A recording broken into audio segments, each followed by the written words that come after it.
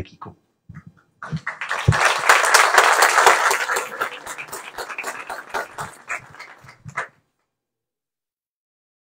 Saure Niweme.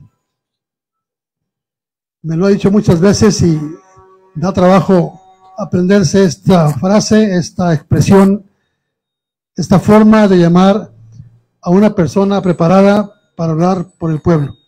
Y eso es Alfonso Hernández Barrón. Muchas gracias por la invitación, Alfonso.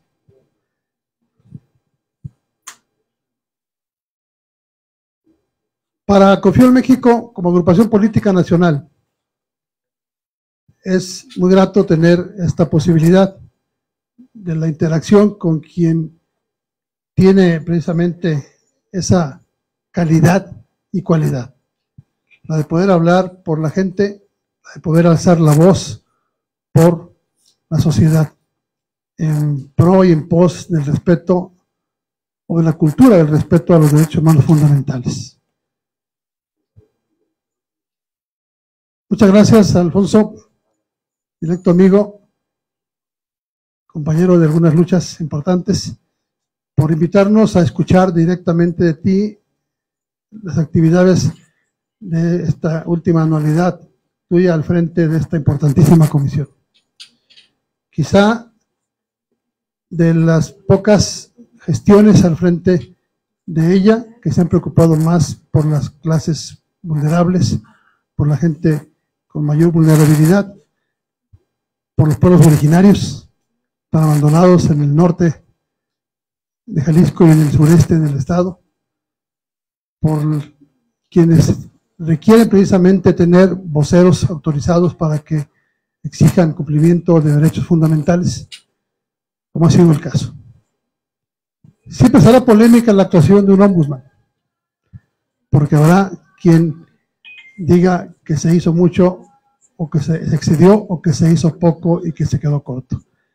Pero todo lo que se haga, todo lo que se construya en pos y en pro de una cultura fundamental de respeto a los derechos humanos es sumamente importante y es lo que se ha logrado. Debería ser una obligación total de toda institución política y social trabajar en pos de los derechos humanos. La Constitución lo establece así. Les da incluso al Estado, a los gobiernos en los tres ámbitos del mismo, esa exigencia. Lamentablemente, muchos lo hacen, otros muy poco, y bastantes todavía se olvidan de que existe esa necesidad y exigencia de promover, fecundar y propiciar un trabajo de sociedad y pueblo por una mejor vida.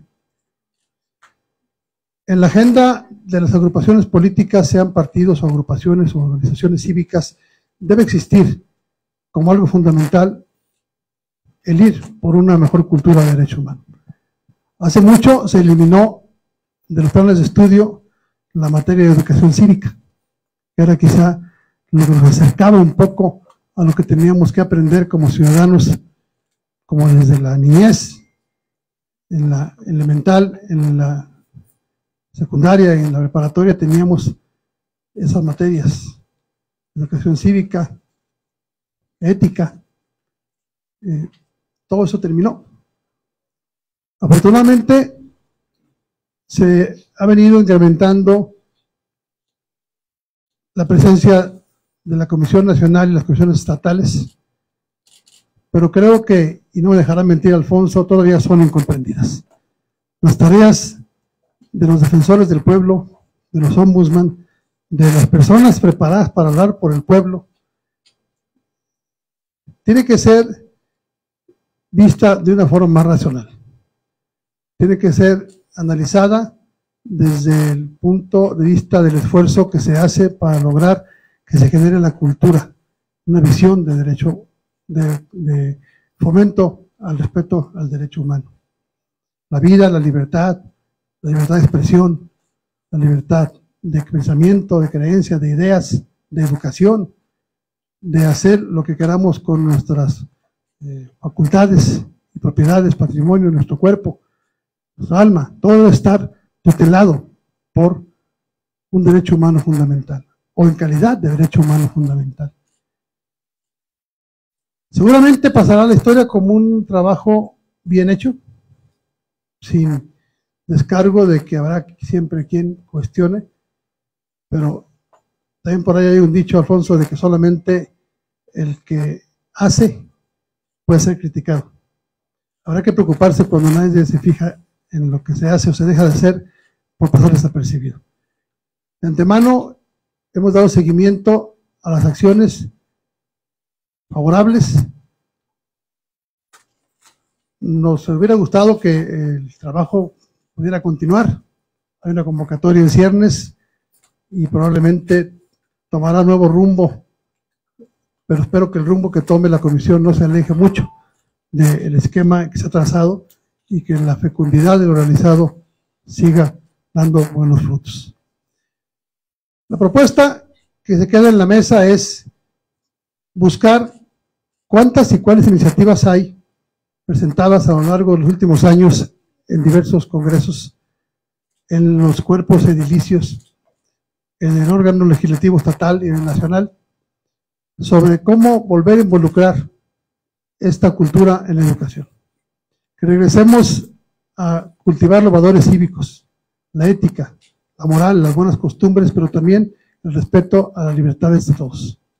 Ese sería un asunto fundamental, y el que no dejemos de preocuparnos porque tengamos paz, libertad, seguridad, que cesen tantas violaciones a los derechos, tantas desapariciones, tantos falta de protección a activistas sociales y periodistas, que no existan más la vulnerabilidad y el desdén de la clase gobernante por atender lo que debe imperar, que es el orden, el progreso, pero también sobre todo la certidumbre, la paz, la libertad y el respeto a los derechos fundamentales.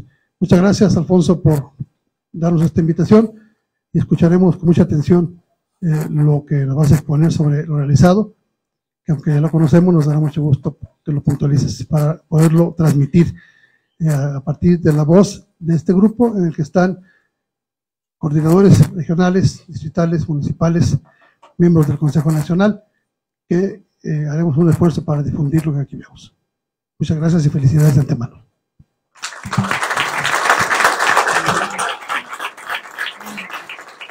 Muchísimas gracias, doctor Cosío. Vamos de inmediato a la presentación del informe anual de actividades 2021 a cargo del doctor Alfonso Hernández Barrón, presidente de la Comisión Estatal de Derechos Humanos Jalisco. Una conseja de mi abuelo, paz descanse, decía: cada que hagas uso de la palabra, cuida 3 aspectos. Ponte de pie para que todos te vean.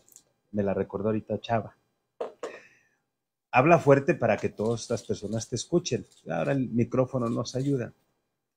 Pero la última, y en la que siempre fallo, dice: habla poco para que todos te aplaudan.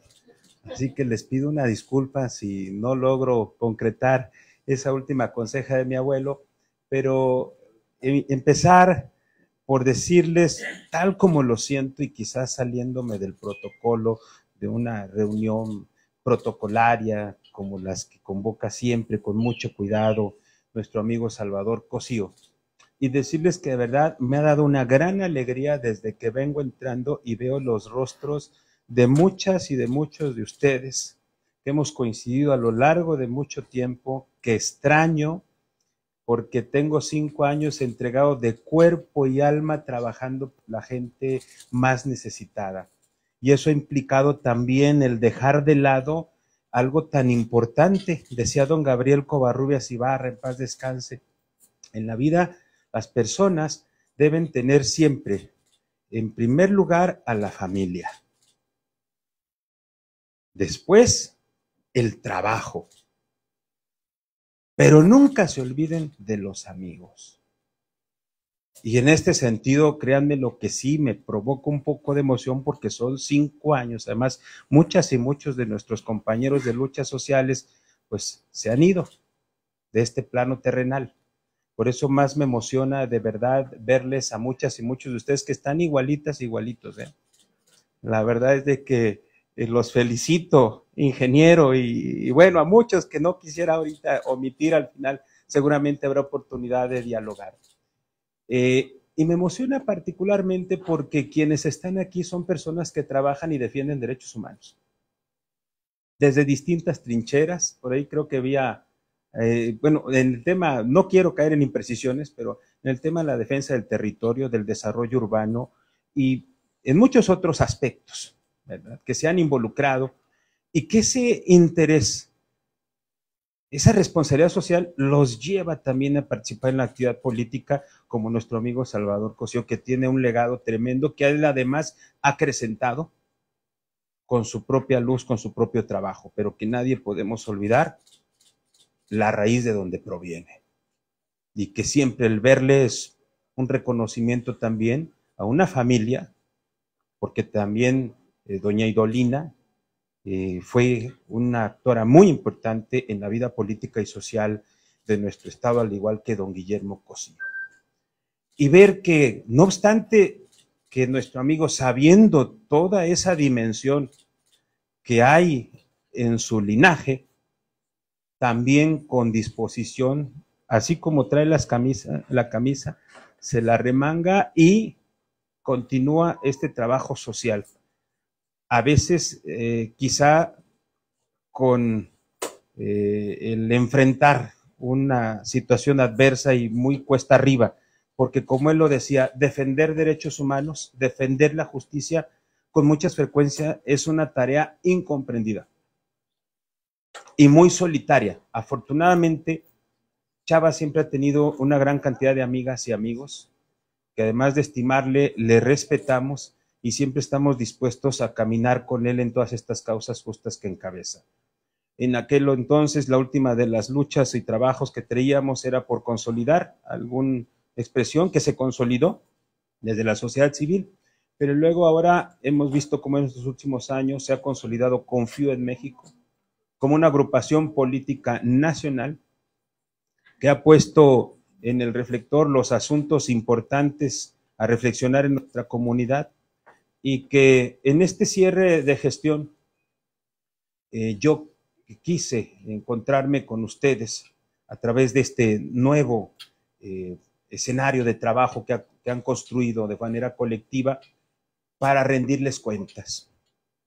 Rendirles cuentas, que ustedes sepan cómo es que en estos últimos particularmente 5 años, pues qué he estado haciendo, cómo lo hemos venido haciendo y que ustedes puedan encontrar en quizá las satisfacciones que institucionalmente me toca percibir, también la satisfacción de saber que desde las distintas trincheras del espacio público hay hombres y mujeres comprometidas de corazón con hacer bien su trabajo.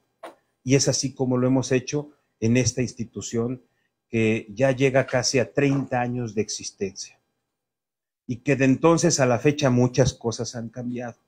Comenzaré diciendo precisamente que urge un replanteamiento del funcionamiento de las comisiones de derechos humanos. Urge replantear el modelo de defensa de derechos humanos. El que se construyó hace 30 años ya no da para atender a las nuevas ciudadanías. Más aún cuando tenemos una reforma constitucional de hace apenas 10 años, en junio del 2011, que marca un antes y un después en materia de derechos humanos y que esto no se ha reflejado con un nuevo modelo de comisiones y de defensorías públicas de derechos humanos. Sin embargo, tal como lo asumí al llegar yo a este cargo, mi propósito fue llevar a su mejor versión a esta institución, con las facultades que le da la ley, con las herramientas, con los recursos que se tenía y aplicando al límite mis capacidades y mis competencias, además del conocimiento que previamente yo tenía después de haber andado pues toda mi vida en diferentes causas sociales y particularmente recorriendo el estado durante los últimos 15 años, que lo conozco perfectamente y sé cuál es la problemática de cada región y de cada municipio. Y hemos visto cómo se ha transformado la dinámica de las distintas regiones y cómo es que una Defensoría de Derechos Humanos como esta se involucra cada vez más en situaciones que hacen que cambie la vida de la gente. Comenzaría diciéndoles que lo primero que nos propusimos al llegar fue poner orden, tener una metodología que nos permitiera sistematizar los esfuerzos, marcar un rumbo. Y eso lo marcamos a partir de una palabra que se llama Newari, que es la que ustedes han visto en la pantalla. Es una palabra de origen birrárica y significa el renacimiento.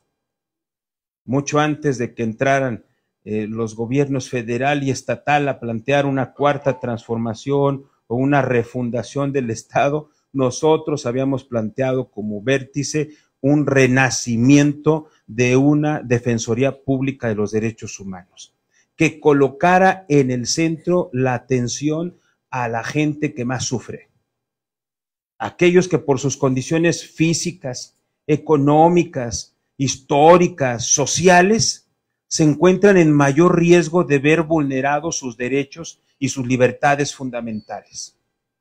Y así colocamos en el centro las víctimas. Y eso implicó también tomar una decisión, alejarnos del histrionismo y del debate político que luego centra los asuntos en las personas que dirigen las instituciones y hace que se desvíe la atención de las causas de la gente. No han sido pocos los momentos en que hemos entrado en tensión con diferentes liderazgos políticos del Estado, pero hemos procurado siempre actuar con mucha responsabilidad. Nuestro trabajo no es la arena político-electoral. Muchos quisieran que las defensorías públicas de derechos humanos se convirtieran en las cabezas de la oposición política de los gobiernos. Esa no es nuestra tarea. Otros quisieran que nos convirtiéramos en aplaudidores oficiales de las instituciones. Tampoco es nuestra tarea. Por eso, como dice Chava, solemos ser muy incomprendidos y el trabajo suele ser muy solitario.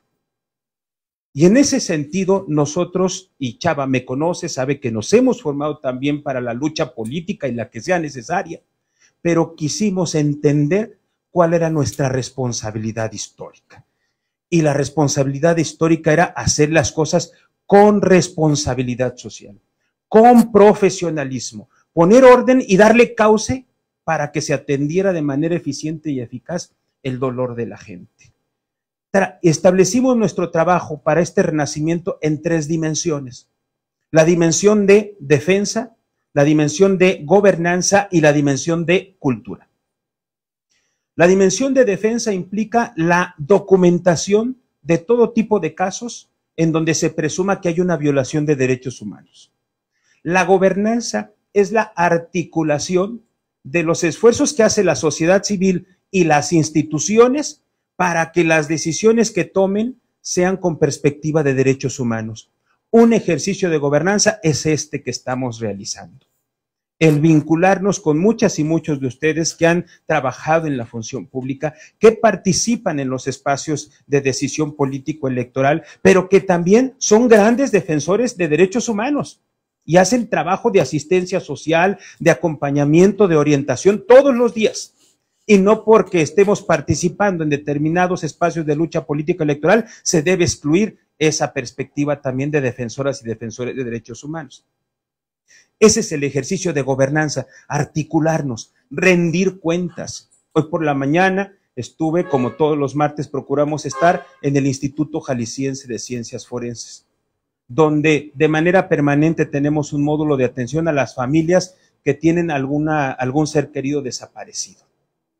La articulación, la vinculación con la gente. Bueno, esa es la dimensión de gobernanza. Y la otra dimensión es la de cultura, donde englobamos todas las actividades que tienen que ver con la promoción, la difusión, la formación, la capacitación, la investigación en materia de derechos humanos.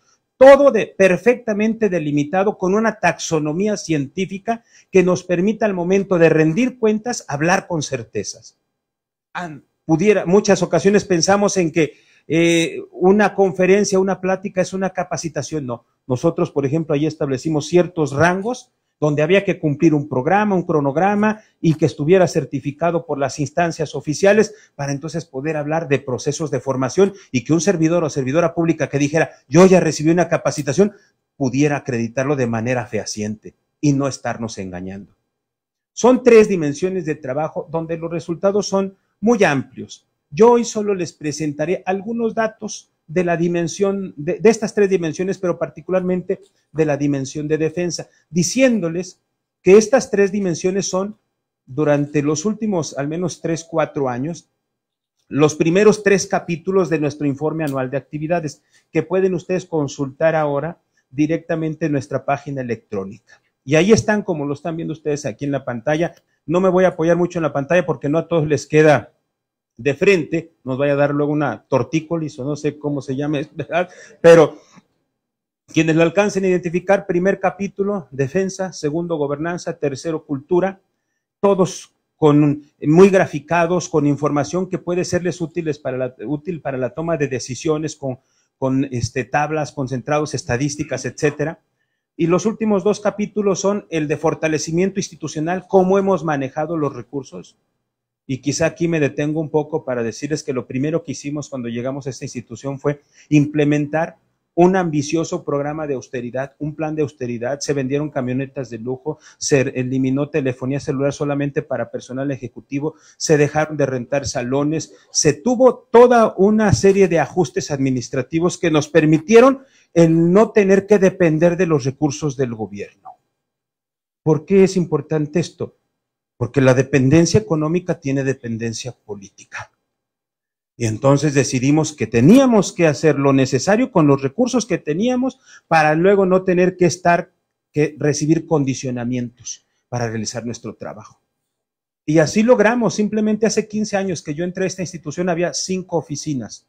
La vamos a entregar ahora con 28 oficinas y módulos regionales. Y todo esto producto de todas estas acciones de austeridad. Bueno, pero de forma desglosada en el 4º capítulo del libro ahí viene, número de plazas, etcétera. Y en el último capítulo hay proposiciones, es decir, una serie de puntos recomendatorios que emitimos a todos los poderes del Estado y a todos los gobiernos municipales sobre cada una de las agendas pendientes en materia de derechos humanos, producto de la reingeniería que establecimos para trabajar por agendas especializadas. No hay una sola agenda en materia de derechos humanos que no esté trabajando la Comisión de Jalisco. En ese sentido, el hablar de la dimensión de defensa, como ya adelantábamos, es la documentación de casos. Una persona presume que alguien ha violado sus derechos humanos y me detengo un poco para recordar la esencia de los derechos humanos. ¿Cuál es el corazón de los derechos humanos? El corazón de los derechos humanos se llama dignidad, vida digna, trato digno, proyecto de vida digna. Ese es el corazón de los derechos humanos. No hay que ser muy teóricos ni muy doctrinarios para entender lo que son los derechos humanos. Tratar dignamente a las personas, ayudarles a que puedan construir un proyecto de vida digna, lo cual evidentemente no se puede hacer en circunstancias donde no se garantice la paz, por ejemplo. El primer caso que nos tocó de los medios de comunicación atender al llegar a este cargo fue el homicidio de un joven de 17 años, llamado Panchito, cariñosamente por su familia. Era un joven que venía saliendo de sus clases de inglés del CUSEI y iba rumbo a su casa. Él tenía la ilusión de hacer un campamento en el extranjero. Era un joven bachiller que ganaba concursos de biología, de química, que ganaba concursos de cuento, que bailaba, que era integrante de una familia muy unida, encabezada por una maestra, doña Silvia, y por su papá, don Pedro, que es agricultor. Y él estaba construyendo su proyecto de vida, con mucha ilusión, con mucho trabajo, con mucha tenacidad. Y por robarle el teléfono, con un arma blanca, terminaron hiriéndole y quitándole la vida. Y entonces la pregunta era, ¿quién va a hacer algo? Pues fue la fatalidad, fue un delincuente, fue alguien que le...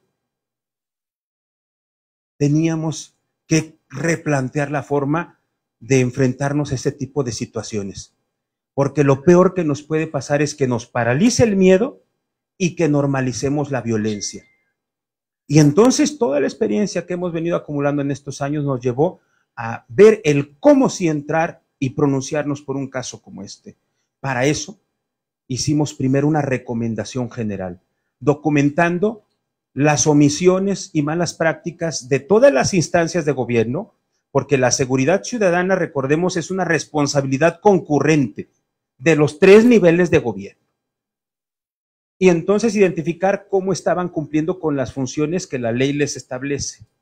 Y obviamente encontramos muchas deficiencias. Hicimos una recomendación general, la aceptaron todas las autoridades, es decir, aceptaron, reconocieron que no estaban cumpliendo su tarea para garantizarnos la seguridad ciudadana que requerimos como piso mínimo para poder desarrollar nuestros proyectos de vida.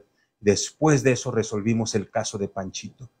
Él fue víctima, quizá como decía la canción de Óscar Chávez, del sistema social y del sistema público, porque alguien no le garantizó las condiciones para que él pudiera construir su proyecto de vida en paz y con dignidad.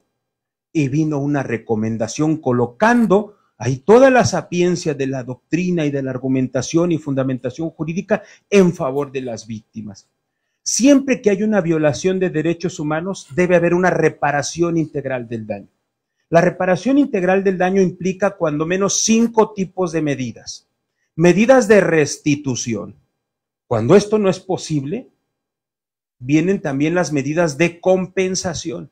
Medidas de rehabilitación médica, psicológica, especializada, orientación jurídica.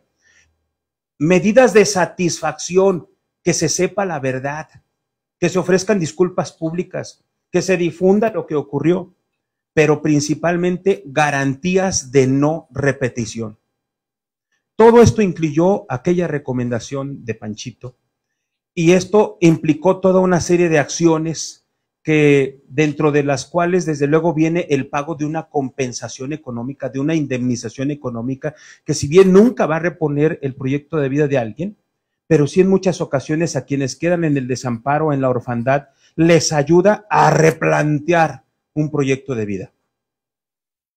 Otro caso muy similar a este, el de Jorge Alberto, un joven de 23 años que había terminado la carrera de ingeniería, había hecho su servicio social en una empresa, lo había hecho también que lo invitaron a incorporarse a la empresa, había ya hecho su tesis, la había depositado, estaba esperando la fecha para el examen profesional, tenía la ilusión de comprarle una casa a su familia porque no la tenían, de estudiar una maestría, era la inspiración de su hermano que apenas estaba en el bachillerato, y un día yendo a su trabajo a las 6:30 de la mañana, afuera de un templo, lo balearon para quitarle la mochila y le quitaron la vida.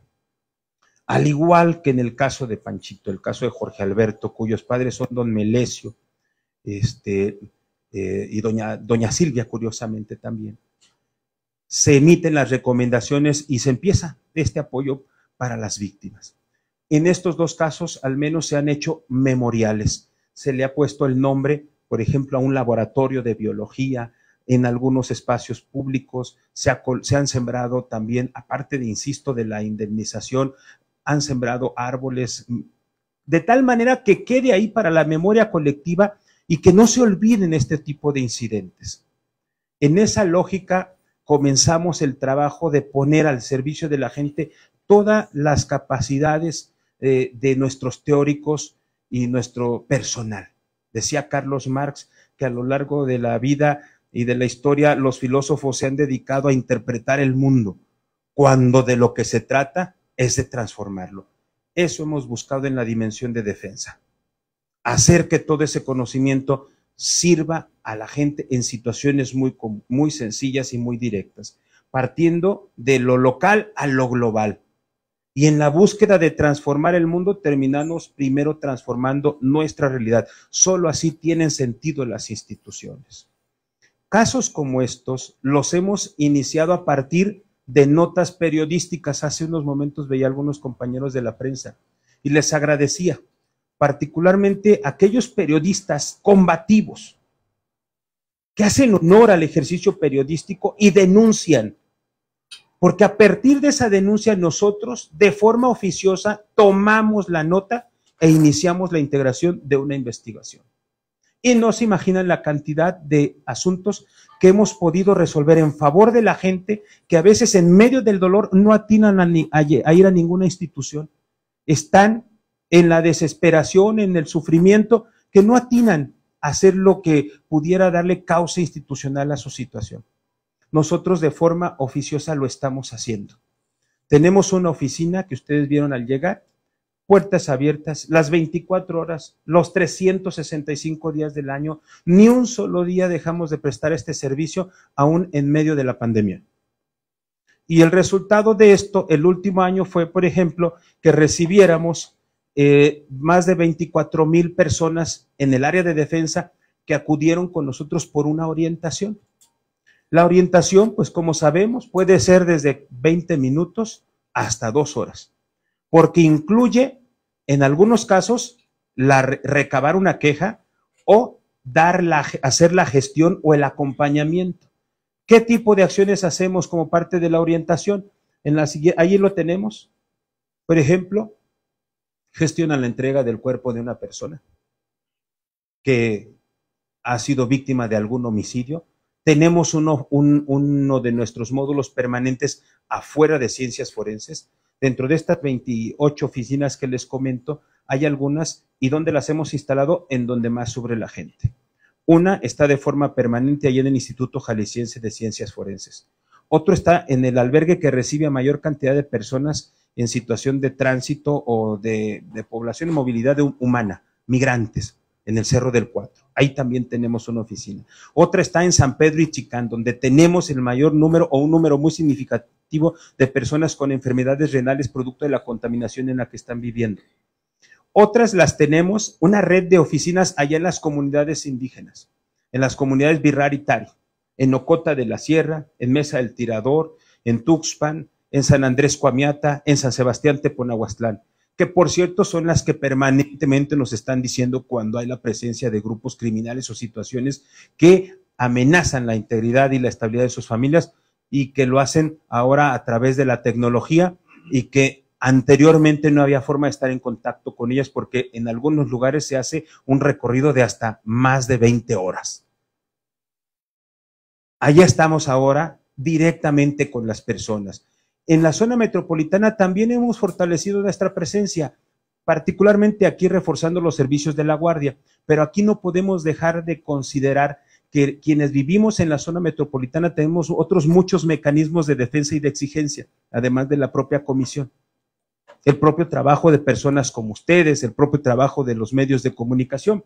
Pero en las comunidades más alejadas, particularmente las comunidades indígenas, su propia condición geográfica los lleva al aislamiento, a la marginación y a la discriminación social e institucional. Pues en ese sentido, nosotros aquí recibimos la queja, acompañamos a la víctima, una buena orientación hace la diferencia entre que se concrete o no una violación de derechos humanos.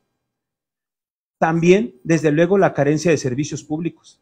Con frecuencia nos encontramos todavía algunos pasajes que parecieran sacados de aquella famosa película, se me va ahora el nombre, pero donde aparece San Pedro de los Aguaros, lo recordarán. Parecen sacados de la película de La Ley de Herodes. Y alcaldes que de repente cortan el servicio de suministro de agua potable, o llegan y quieren derribar la masa arbolaria, o quieren hacer las cosas como si estuvieran viviendo en un régimen caciquil. Y créanme, esto es más común de lo que uno pudiera imaginar. Y entonces tenemos que hacer uso de todas nuestras herramientas para frenar, para ponerle límites a la actuación discrecional de los gobiernos. Obviamente buscamos con mucha frecuencia estar en diálogo con estas personas y afortunadamente creemos que hemos abonado a la cultura de la legalidad, porque todo parte de eso, de que nuestras servidoras y servidores públicos comprendan la dimensión de ese acto protocolario que casi siempre se toma más como un acto intrascendente, pero que vale la pena volverle a poner la dimensión que tiene. La protesta de ley. Recordamos todos este evento ceremonial donde llegan después de haber obtenido el triunfo electoral o de ser invitados a participar en la función pública como un momento significativo para entrar en funciones, protesto cumplir y hacer cumplir la Constitución, las leyes que de ella emanan, y ahí va toda la letanía. Pues bien, hay que recordar que en la función pública debemos de hacer honor a esa protesta de ley. Y la Constitución, esa que se protesta a cumplir, comienza diciendo: en los Estados Unidos mexicanos, todas las personas gozarán de los derechos humanos contenidos en esa Constitución y en los tratados internacionales que México suscriba y ratifique en la materia. Así dice la Constitución ahora. Muchos, quizá no tantos, pero alguno que otro, Chava y yo creo que sí, ya leímos la Constitución antes de la reforma y recordamos cómo decía la Constitución, digo porque hay muchas personas muy jóvenes, ¿no? Y esto es reciente. Pero leíamos la Constitución desde la perspectiva garantista. De hecho, el título primero, capítulo primero de la Constitución, quienes estudiaron leyes antes de junio del 2011, recordarán que el título era de las garantías individuales. Y ahí las vacas sagradas del derecho, las garantías de legalidad, seguridad, etcétera, recordarán. Hoy, el título primero, capítulo primero de nuestro máximo ordenamiento jurídico lleva por nombre de los derechos humanos y sus garantías. Junio del 2011, un antes y un después en materia de derechos humanos. Así que cuando un servidor o una servidora pública protesta cumplir la Constitución y las leyes que de ella emana, está protestando cumplir y garantizar los derechos humanos. Y esto incluye todos los tratados internacionales que México suscriba y ratifique en la materia. ¿Alguien puede cantar una canción que no se sepa? Pues por eso es que en el servicio público deben formarse profundamente en el conocimiento de lo que son los derechos humanos. Y es una tarea permanente y que hay que estarle. A veces nos dicen que las comisiones de derechos humanos estamos llamadas a ser contrapesos. Yo no estoy muy convencido de si esa sea la función de las defensorías, pero lo que sí estoy convencido es que debemos ser órganos límites del poder. Que le digan a la actuación discrecional en el marco de la ley. Y esto lo hacemos principalmente con herramientas como las medidas cautelares. El año pasado dictamos esa cantidad de medidas cautelares. A lo largo de estos 5 años hemos dictado la mayor cantidad de medidas cautelares en la historia de esta defensoría. Una medida cautelar implica decirle a la servidor o servidor público: condúcete en este caso bajo estos lineamientos. Y le damos la pauta para que no vaya a cometer actos irreparables. En el informe que pongo a su disposición vienen sistematizados el tipo de medidas cautelares que emitimos, de tal manera que sirve también como una fuente de formación, de documentación, para saber en qué puedo aprovechar a la Comisión de Derechos Humanos para atender situaciones concretas, como activista, como líder social, como vecino, como conocida o conocido de una persona que está viviendo una circunstancia difícil. Otra herramienta que tenemos, además de las medidas cautelares, pues bueno, ahí tenemos ahora las quejas, nos regresamos un poco a las quejas. Esta es la cantidad de quejas. Estamos en el top de las defensorías de derechos humanos del país que más quejas reciben en este país. Y cada integración de una queja, de un expediente, implica todo el desahogo de un proceso conforme a la legalidad. Petición de informes a las autoridades, actualización de medidas cautelares, ampliación de informes, ampliación de autoridades que estemos identificando como probables responsables, apertura de pruebas, recabar pruebas de oficio, todo esto con el propósito de llegar a la verdad.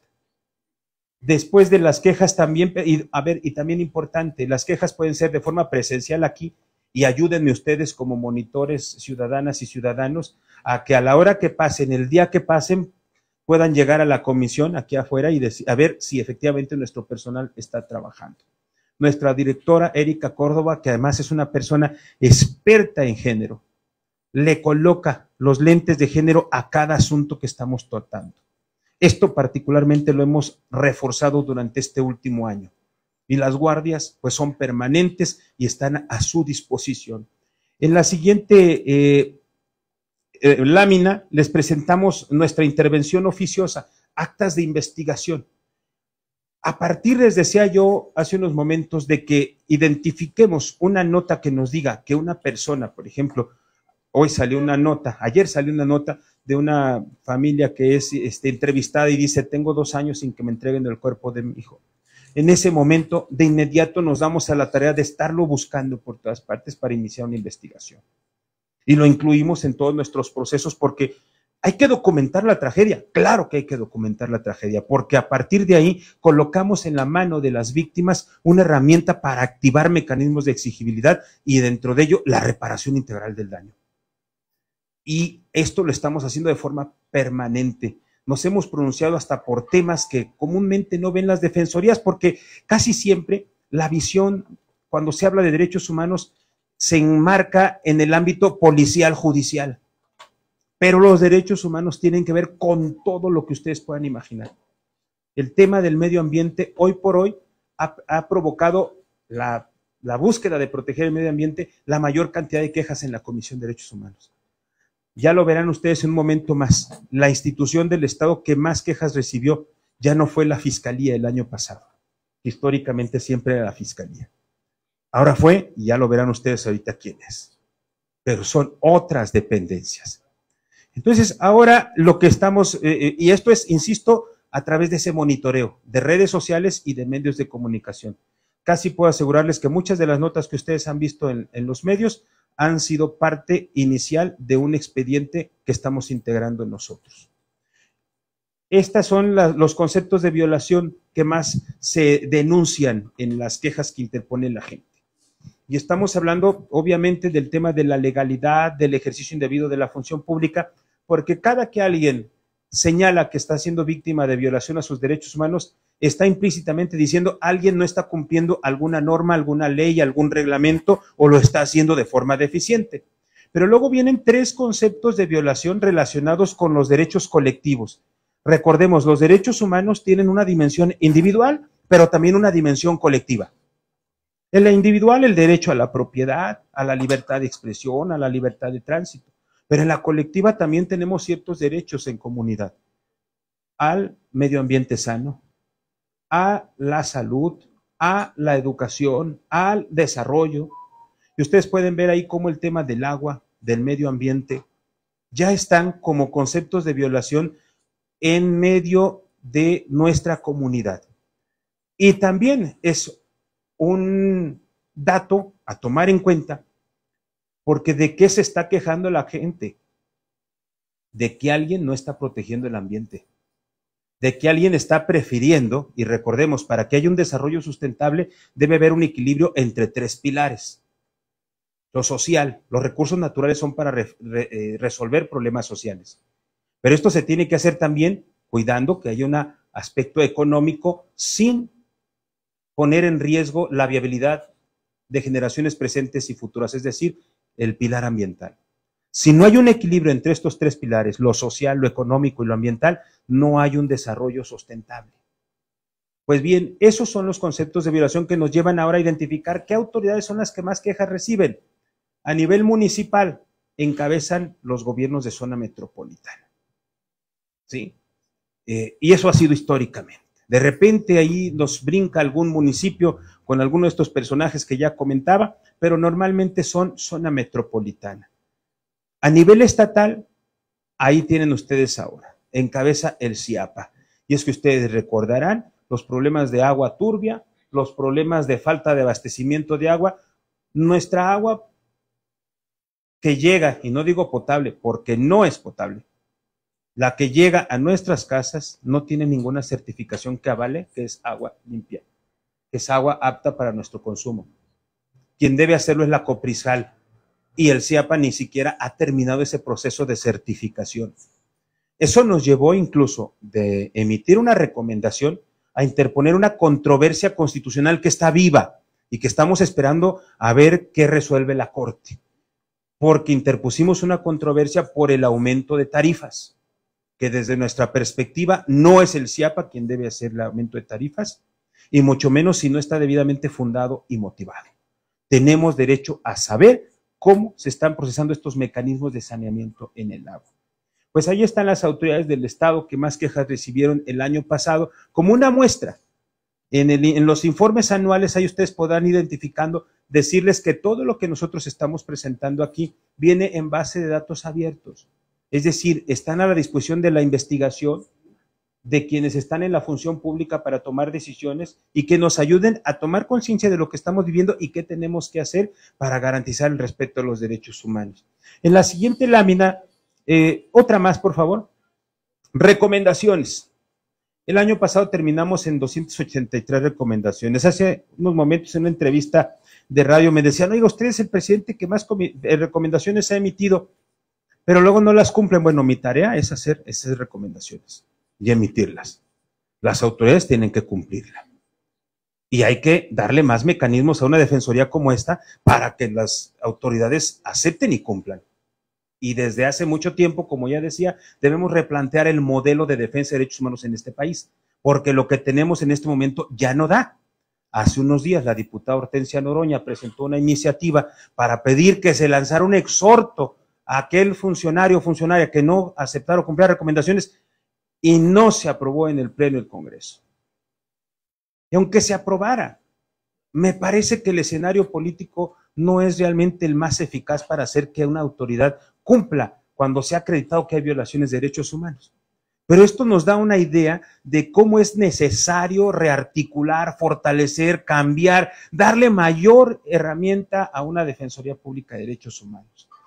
283 recomendaciones que ahora decirles que hemos, más allá de documentar los casos, que eso es una tarea ineludible, hay que ir a las causas que provocan las violaciones de derechos humanos. Yo, durante todos estos 15 años de estar recorriendo el estado y conociendo de primera mano la situación en cada municipio, de repente me encontraba que al final de un año había municipios que nunca habían tenido una queja desde que existía la Comisión de Derechos Humanos. Yo no decía, bueno, pues que ese es un estado de excepción donde todo está muy bien, no hay ninguna violación. Pues no, lo que pasa es que no había ni la cultura ni la forma de estar documentando los casos. Esa es parte de otra reforma que hay que hacerle al sistema público de derechos humanos. Debemos de instalar capacidades en todos los municipios y en las principales delegaciones, para que de forma inmediata se conozcan todos los casos de abuso de poder. Y un ejemplo de que esto es necesario nos lo da el caso Giovanni. Hace 2 años, lo recordarán. Nos dimos 30 días después cuenta de lo que ahí había ocurrido. 30 días después en un municipio que está, ¿cuánto? A 30 minutos de la zona metropolitana, o que ya forma parte de la zona conurbada, porque además donde ocurrió esto ya es parte de estos fraccionamientos que están a un borde de la carretera Chapala.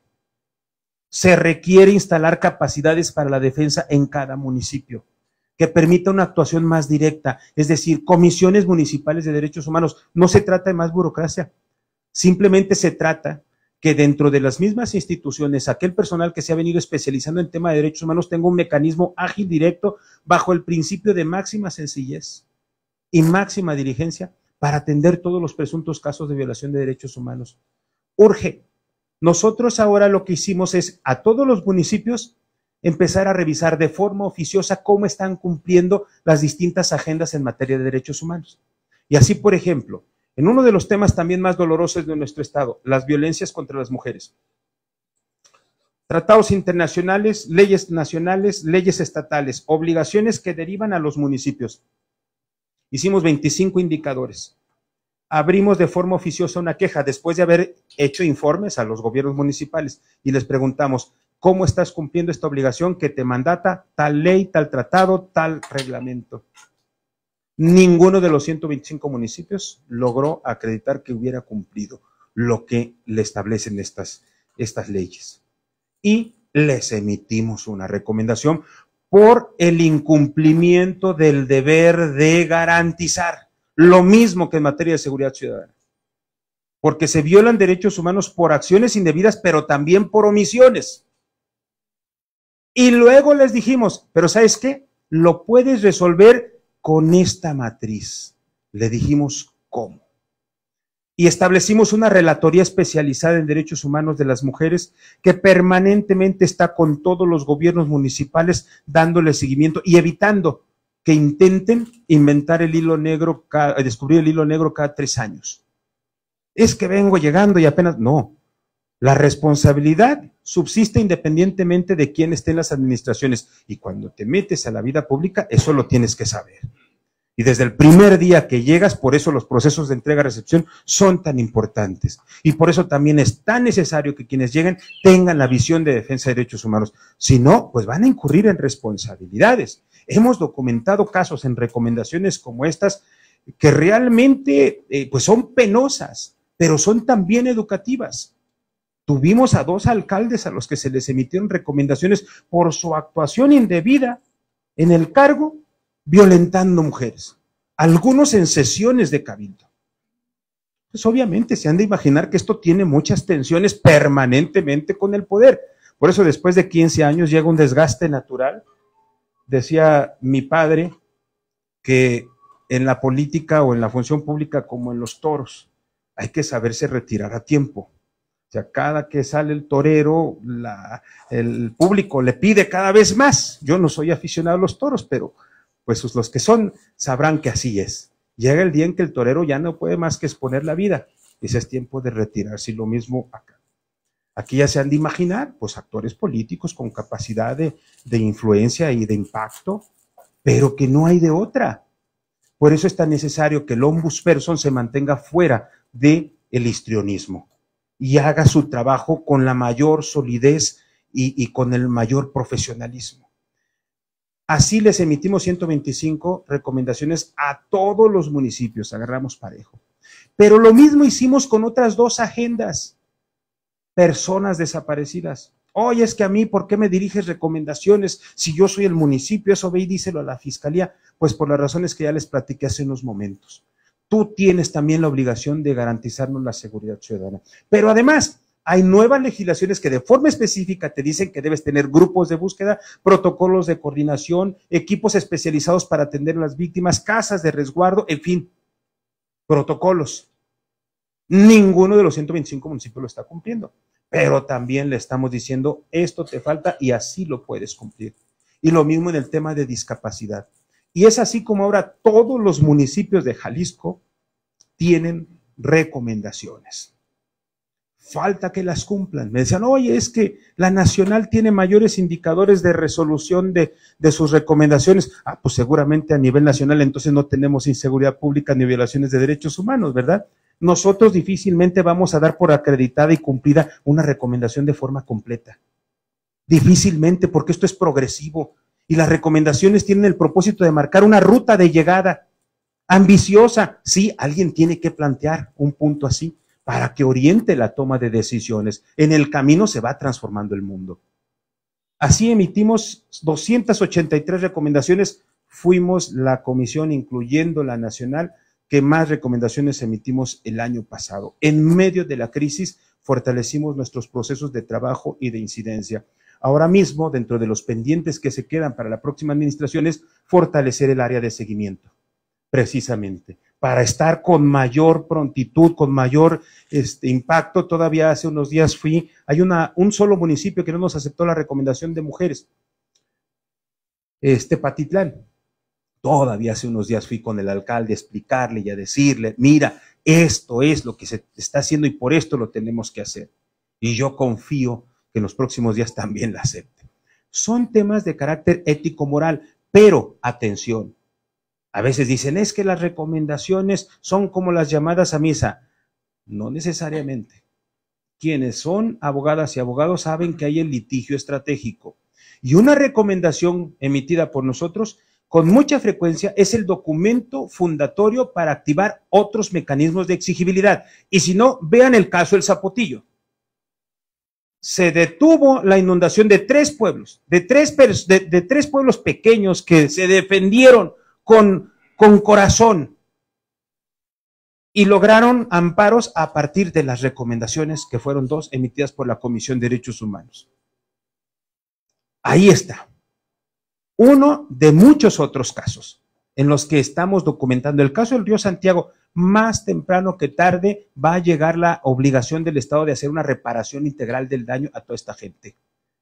Estamos convencidos de que ha habido afectación a la salud de miles de personas. Y los gobiernos lo que han hecho es estar pateando el bote, perdón por la llaneza, para que le llegue a otro la responsabilidad. Pero sobre su conciencia cargan también las enfermedades y las muertes de las personas que en esta zona contaminada están ocurriendo. Va a llegar el día. Nosotros lo hemos documentado, lo hemos dicho, y no todo es construcción de obra pública.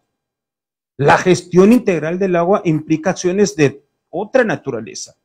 Y tenemos que buscar el equilibrio que nos permita, sin hacer inoperables a las instituciones, sí ir a fondo en la solución de los problemas. Bueno, pues ahí están 283, la reparación integral del daño. Ya les decía qué tipos de medidas. El año pasado logramos que 6 millones de pesos aproximadamente llegaran a las manos de víctimas de violaciones de derechos humanos.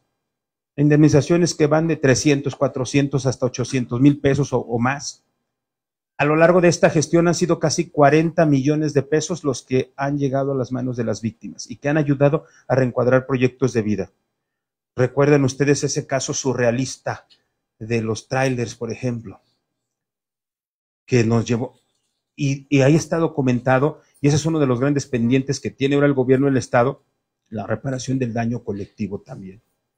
Y para no ir más lejos, como una muestra evidente de la realidad que estamos viviendo, afuera de la casa que se supone debe tener más seguridad en Jalisco, como es Casa Jalisco, cometieron un feminicidio a las puertas, como una señal muy clara de cuál es la realidad que estamos viviendo. Pues claro que emitimos una recomendación. Oye, pero ¿por qué si hasta ahí mismo ultimaron al agresor? Pues porque esa persona ya había acudido en instituciones que no hicieron diligentemente su trabajo. Entonces, ahí hemos puesto toda nuestra expertez, amigas y amigos, y las medidas, desde luego vienen sanciones a servidoras y servidores públicos. En la siguiente lámina les presentamos también, bueno, cómo hemos replanteado nuestros procesos. Hemos creado áreas como la unidad de análisis y contexto, donde hay ingenieros químicos, ingenieros en recursos naturales, geógrafos, topógrafos, antropólogos, politólogos, menos abogadas y abogados. Puro personal técnico que nos dan insumos para la resolución de casos que en muchas ocasiones tenemos que resolver, pero requerimos información técnica. Y ha sido la precisión que tienen quienes estudian materias y profesiones de ciencias exactas las que nos permiten ya no solamente decir se están violando derechos humanos, ¿por qué y cómo se tiene que resolver la violación de derechos humanos? Así hemos descubierto cómo se han apropiado de muchos espacios de áreas verdes, que antes eran cuencas y que luego provocan la desviación de cauces que terminan inundando colonias. Y así tenemos documentados varios casos. Importante estar al día de las recomendaciones que son públicas y están en nuestro portal electrónico. Bien, observancia y supervisión el año pasado, que fue un año muy intenso, que además fue año electoral, que sabíamos que iban a venir nuevas autoridades, y elaboramos un informe sobre la agenda pendiente de derechos humanos de todos los municipios. Ha sido un gran trabajo. Y ustedes lo pueden ver del municipio que ustedes gusten. Ahí tenemos el de Ameca, tenemos el de Puerto Vallarta, el de Huejuquilla. ¿Cuáles son los pendientes que tienen en materia de derechos humanos? Y lo hicimos para que quien entrara al gobierno tuviera una ruta de actuación con enfoque de derechos humanos. Pronunciamientos y posicionamientos que hicimos durante el año pasado. Lamentablemente no fuimos convocados a integrarnos en la mesa de salud para que las decisiones que se tuvieran enfoque de derechos humanos, y tuvimos que, en el marco de nuestra autonomía, hacer públicos nuestros posicionamientos ante situaciones que a nuestro parecer vulneraban derechos humanos, como la ocasión en que impidieron o determinaron que las personas mayores no podían entrar a los supermercados. Pues sí, no se va a morir de COVID, pero se va a morir de hambre o de falta de medicamento, por la falta de enfoque en materia de derechos humanos. O cuando se generó la campaña del uso de cubrebocas obligatorio, y que esto representó la posibilidad para que mucha gente fuera detenida sin saber ni siquiera también si la iban a llevar a un lugar donde estuviera resguardada adecuadamente. Fueron situaciones que nos llevaron a estar con mucha atención. El mayor desgaste durante esta gestión ha sido particularmente en este periodo de la pandemia. ¿Por qué? Pues porque hay una tensión permanente, a pesar de que hemos buscado siempre. El funcionario público con quien más he dialogado durante este tiempo se llama Fernando Petersen. porque sabiendo que las decisiones tenían que ver con el tema de salud, es a quien más he procurado, a quien más he estado buscando, oye, Fernando, esto y así, para buscar desde la gobernanza tener un impacto en favor de la sociedad. Ya vamos, inspecciones, bueno, todo mundo en la pandemia se empezó a resguardar, nosotros no, la gran mayoría de nosotros no, porque al contrario, nuestro trabajo implicó salir más a terreno, ir a inspeccionar todos los albergues, todos los asilos, todas las casas de asistencia social, los hospitales, los reclusorios, las cárceles. Tuvimos incidentes muy graves durante todo este tiempo en reclusorios. Y esto, pues, venciendo la incertidumbre de una enfermedad o de un virus que en un principio era muy desconocido. Allí íbamos, les digo ya a manera de broma, como astronautas, porque pues teníamos que estar allí en el hospital verificando que se tuvieran las medidas.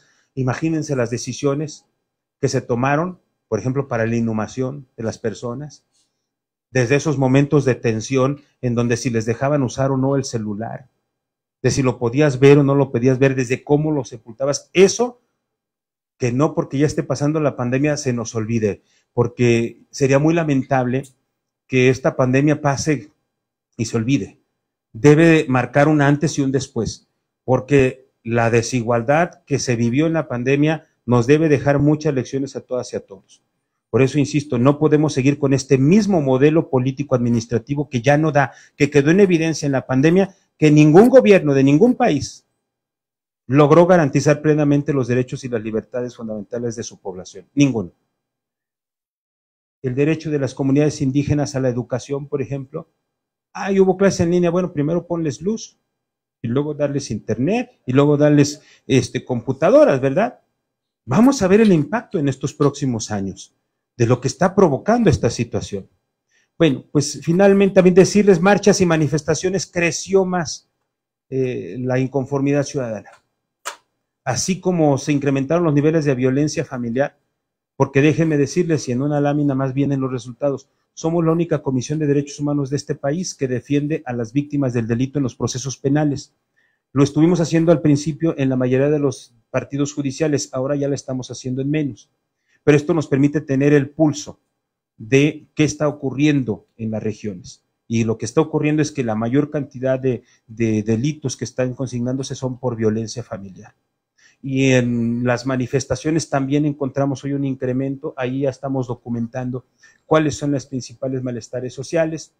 Y en la siguiente lámina justo hablo del tema de representación de víctimas. Voy cerrando. Estos son algunos datos de defensa, que yo estoy seguro que a ustedes les generan inquietudes y posibilidades de incidencia y de actuación. En la dimensión de gobernanza, como ya les comento, nosotros, así como con ustedes esta tarde, nos reunimos también con instituciones, nos reunimos en consejos, en mesas de trabajo. Por ejemplo, al principio del actual sexenio, estuvimos integrados en la construcción del Plan de Desarrollo y Gobernanza, y este plan, déjenme decirles que al menos en el diseño y en el papel, es un plan de desarrollo estatal de avanzada, con un eje transversal en derechos humanos, alineado con la Agenda 2030, y todo esto es importante porque el anclaje de las políticas públicas comienza desde el diseño de los planes de trabajo, justamente. Otros espacios de gobernanza, algunos más de mayor tensión, por ejemplo, después de esa crisis que tuvimos en ciencias forenses con lo de los trailers, nos instalamos ahí durante varios meses. No, esa agenda, que es la más dolorosa, no la dejamos de lado, con todos los riesgos y el sufrimiento que esto implica. Para mí, la mayor enseñanza que he aprendido en este tiempo ha sido lo que me han dado las mamás de los colectivos y las colectivas. Una madre nunca va a dejar de buscar a sus hijos, por eso casi siempre vemos a las mamás. Y los quienes estamos en el servicio público, estamos obligados a ser humildes, empáticos, dispuestos a hacer todo lo que esté a nuestro alcance por aliviar el que sin duda es el mayor dolor de la gente en este momento. No es posible, lo repruebo, que se haga una perspectiva de descalificación política al dolor de la gente. Ahí sí, no hay forma de que se justifique ningún tomador de decisión. Que vayan y escuchen, que vayan y vivan la tragedia que vive una familia todos los días. Si una familia que tiene una persona desaparecida dentro de su núcleo, está destinada a que más de algún integrante de la familia va a tener una enfermedad grave. Se destrozan las familias, dicen, yo no quiero saber quién se lo llevó, quiero que me lo entreguen. Y yo lo dejo también como un planteamiento, Chava, y a todos quienes integran Confío en México y todas tus redes y organismos con los que tú participas. Esa también es una deuda de la sociedad, que preferimos voltear hacia otro lado porque eso está estigmatizado. Una madre que se integró a los colectivos, un día decía, yo la primera manifestación que fui llegó muy poquita gente. Y yo decía, ¿por qué no? ¿Qué no saben lo que estamos sufriendo? Dijo, ni te quejes, le dijo otra mamá. Nosotros tenemos aquí tantos años y tú tampoco venías. Hasta que no lo vivimos en carne propia, nos damos cuenta de la dimensión de esta tragedia que estamos viviendo. Y imagínense ustedes, ¿cuántos de nosotros, nuestros hijos, no se van a hacer la tarea a la casa de un amigo? Como lo hicieron los 3 estudiantes que fueron a hacer una tarea de cinematografía. ¿Y qué pasó con ellos? De ese tamaño es el problema que estamos viviendo todos los días en este país. Bien, en gobernanza decíamos, participamos en la comisión de inhumación. Es una comisión que se creó después de este episodio de los trailers, en donde todos los cuerpos que se van a inhumar tienen que, desde luego, hacerse con dignidad. Es decir, le hemos dado voz a quienes no tienen voz, también nosotros. Y literal, antes de que se inhume un cuerpo, se tiene que integrar un expediente de identificación que contiene al menos 7 tipos de dictámenes que permitan que sus familiares el día de mañana lo puedan encontrar.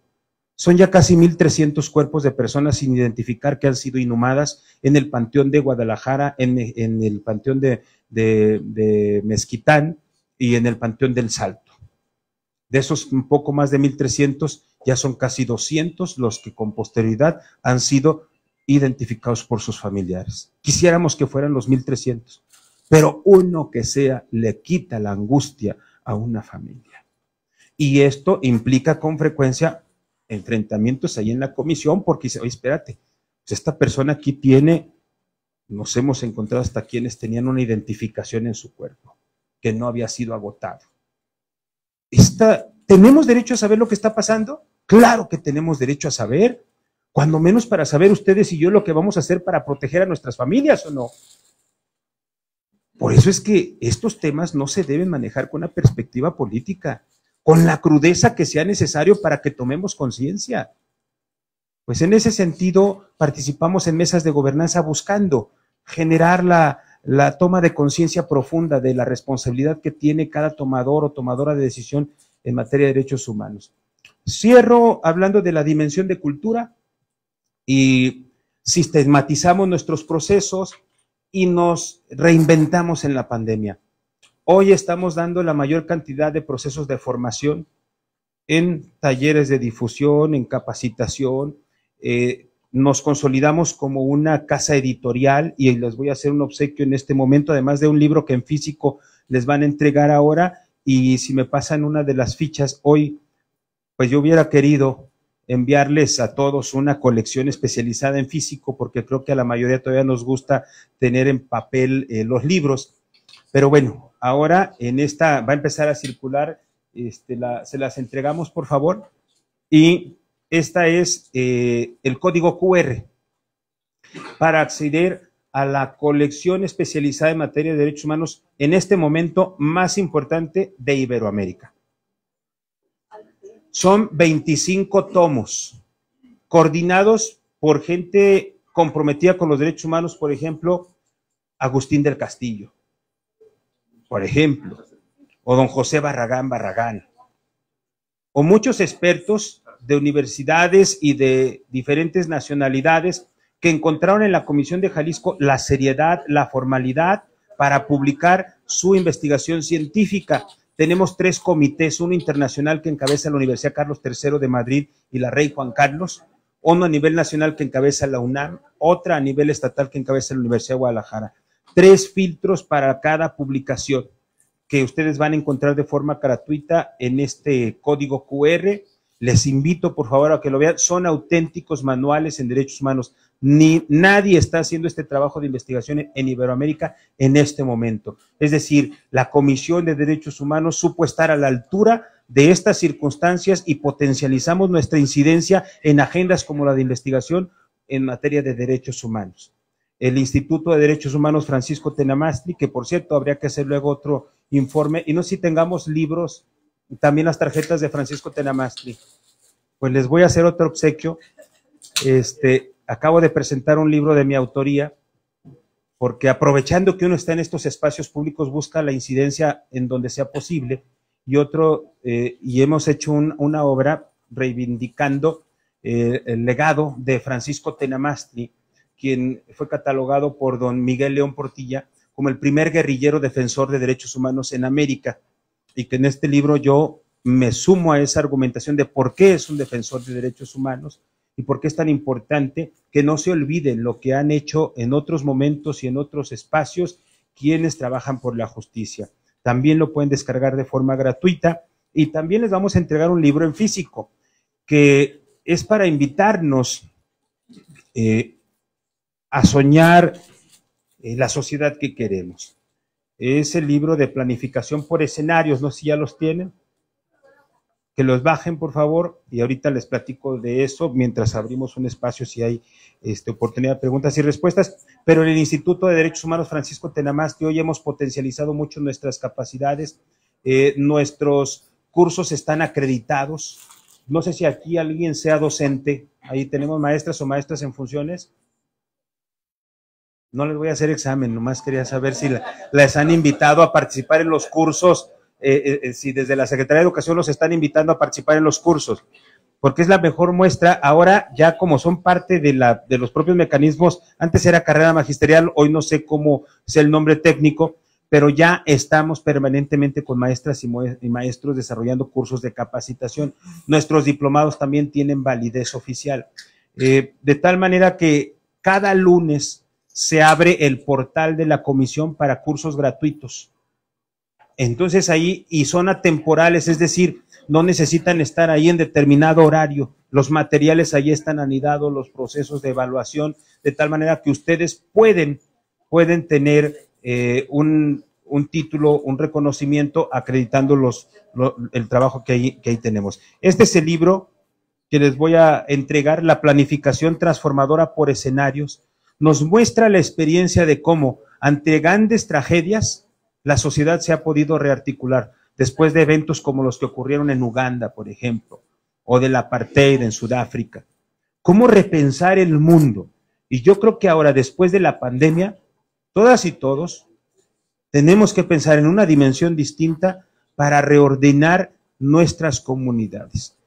Les decía yo que me cuesta hablar poco, lo advertí, pero hice un resumen yo, imagínense, pues es el producto de mi trabajo, del esfuerzo de todo el equipo de trabajo. Lo presento además ante mis amigas y mis amigos en este proceso de rendición de cuentas. Yo quisiera detallarles ampliamente, pero nos llevaremos quizá un fin de semana para poderles decir todos los puntos que implica el trabajo en la Defensoría de Derechos Humanos.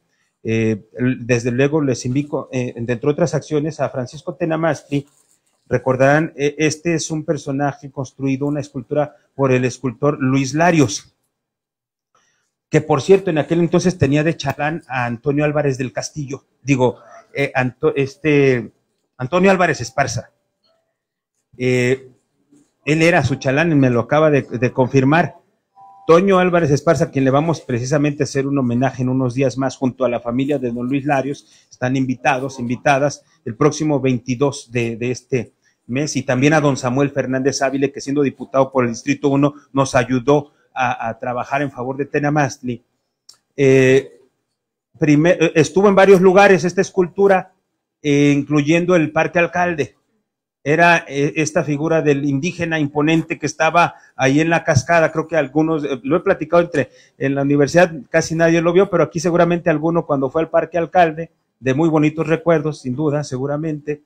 Ahí en donde estaban las lanchas, recordarán, ahí estaba una figura de un indígena majestuoso. Ese era Francisco Tenamastri, hecho por don Luis Larios. Luego lo llevaron a Nalco, cuando les habíamos pedido justo con Samuel Fernández Ávila que fuera a la Plaza Fundadores, pero no, pues persiste ese ánimo de discriminación, lo mandaron de la Calzada para allá, ¿verdad? Allá en Nalco. Pero logramos que se fuera a Plaza Fundadores. Ahora está ahí de forma imponente en la Plaza Fundadores, en el mero centro de nuestra ciudad, recordándonos que somos el fruto del encuentro de dos culturas y que esto nos ayude a superar esta perspectiva clasista con la que luego nos etiquetan a quienes vivimos en Jalisco. Bueno, pues todo esto nos ha dado tiempo en trabajar a conciencia y lo explico a detalle, Chava, porque pues les quiero pedir disculpas por no estar tan al pendiente en las reuniones y en el acompañamiento. Tú sabes que cuando empezamos aquellos procesos yo era un gran entusiasta y participaba en los chats. He estado de tiempo completo en esto, amigas y amigos. Sepan que su amigo ha hecho lo que está a mi alcance, al límite de mis cortos alcances. Estoy a 4 semanas de entregar, voy incluso a entregar hasta el momento y espero que sigamos teniendo la protección de Dios nuestro Señor, porque no me han desaparecido ni le han quitado la vida a ningún compañero, no obstante que hemos estado en temas muy difíciles durante estos 5 años. Ahí también entra la prudencia de estar con las declaraciones mediáticas que a lo mejor a ti no te hacen porque eres el titular de una institución, pero que puedes poner en riesgo a tu personal que está allá en la sierra o que está allá en alguna comunidad. Todos son esos aspectos que se tienen que tomar en cuenta en un cargo como esto y vale la pena estar al pendiente del proceso de elección que se va a desarrollar ahora, porque les puedo decir que le quitamos la perspectiva política a este cargo, lo pusimos al servicio de la gente y sin duda hay que mejorar muchas cosas y hay todavía muchos rezagos, pero hay que fortalecer lo que sí se hizo bien. Por eso esta es una magnífica oportunidad de rendirles cuentas, Chava. He trabajado de forma honesta, transparente, al límite de mis capacidades y pueden ustedes estar con la tranquilidad de que no me he dado un solo día de descanso en esta tarea de defender los derechos humanos. Pronto me reintegro, terminando el 1 de agosto, Chava, para poder continuar nuevamente la incidencia, porque desde luego que voy a continuar en los temas públicos de defensa de derechos humanos. Me integro como asesor de varios colectivos de personas desaparecidas, de pueblos indígenas, de grupos ambientalistas. Vamos a continuar en esa ruta porque pues la tarea de defender derechos humanos nos corresponde a todas y a todos. Muchísimas gracias.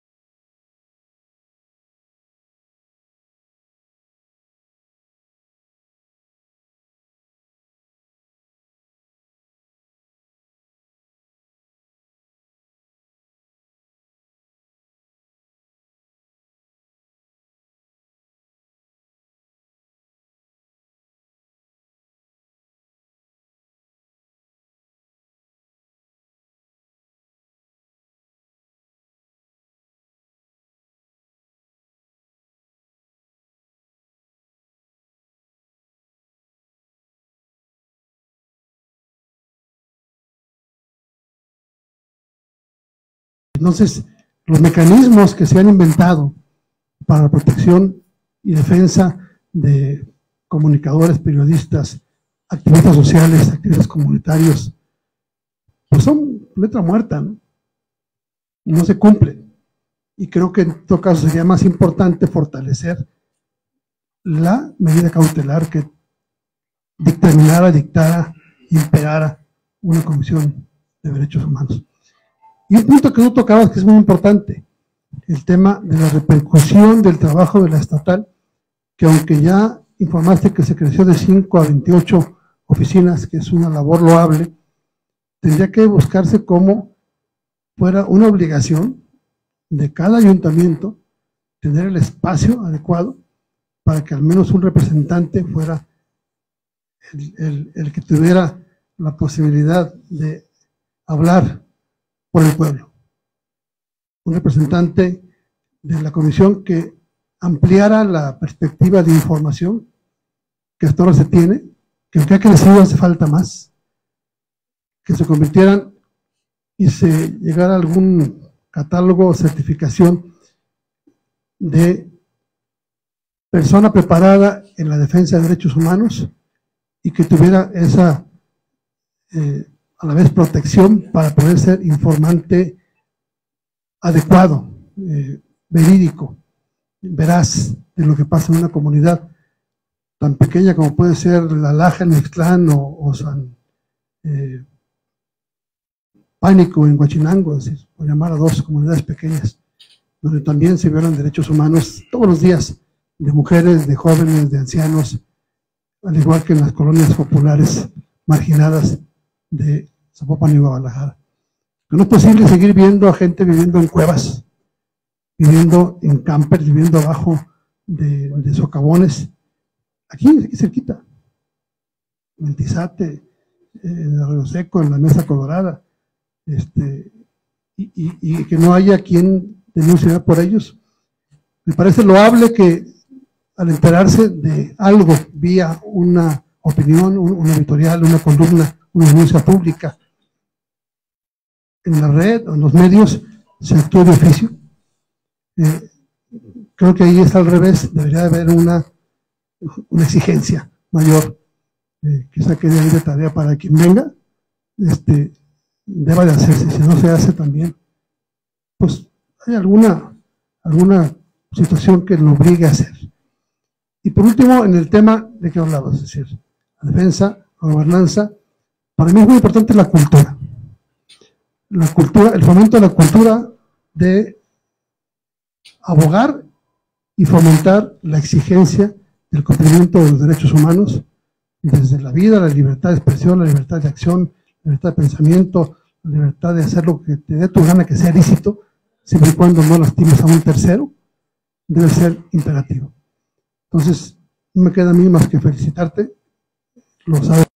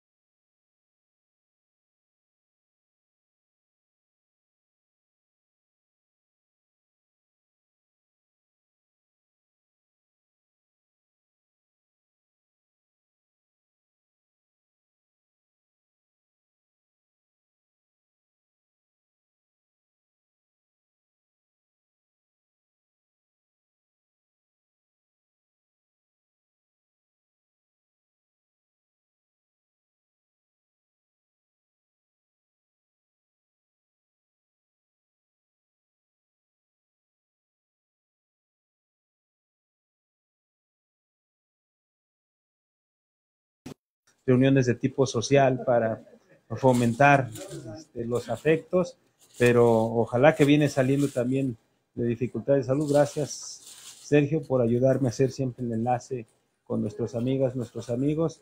Pues nuevamente, aquí estaremos hasta el 1 de agosto, hasta el último momento, y estemos muy al pendientes de lo que pasa en la elección en el Congreso del Estado. Todas y todos tienen amistades, relaciones con quienes están ahí, lo que hemos escuchado hoy, ayudémosle, que les llegue el mensaje de que tiene que ser una decisión con mucha responsabilidad, porque de verdad, cómo funciona esta defensoría, depende la esperanza también de mucha gente.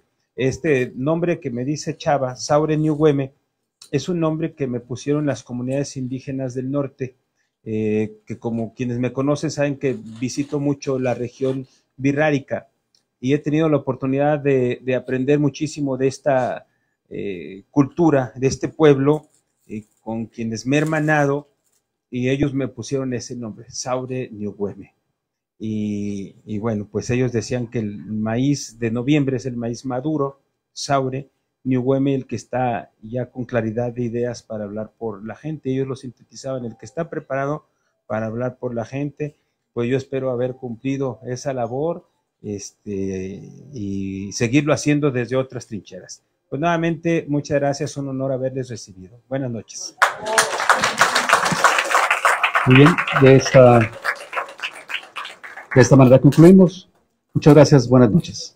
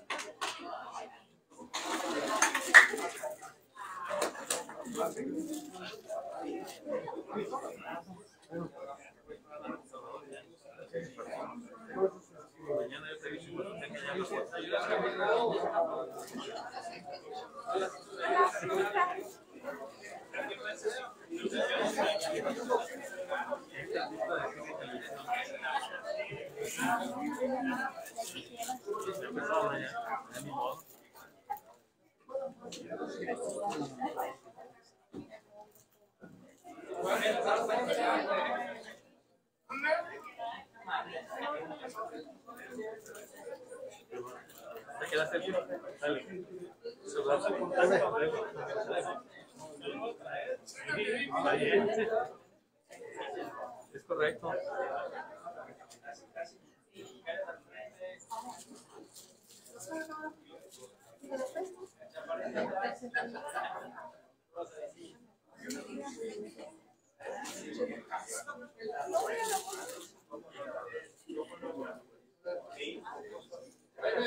Hoy.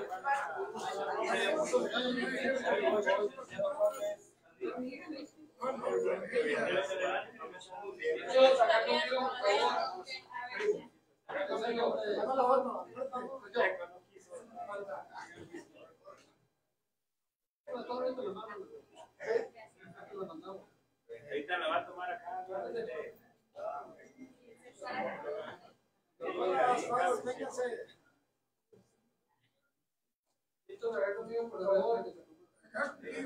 Una, dos, tres, otra, una, dos, tres. Gracias. Ahorita estas imágenes que ustedes ven al frente son de parte de un concurso de fotografía.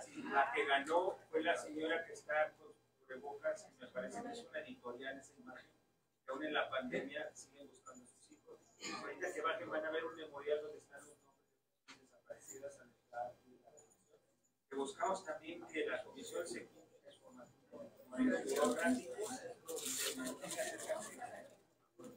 Bien, pues, vamos para allá.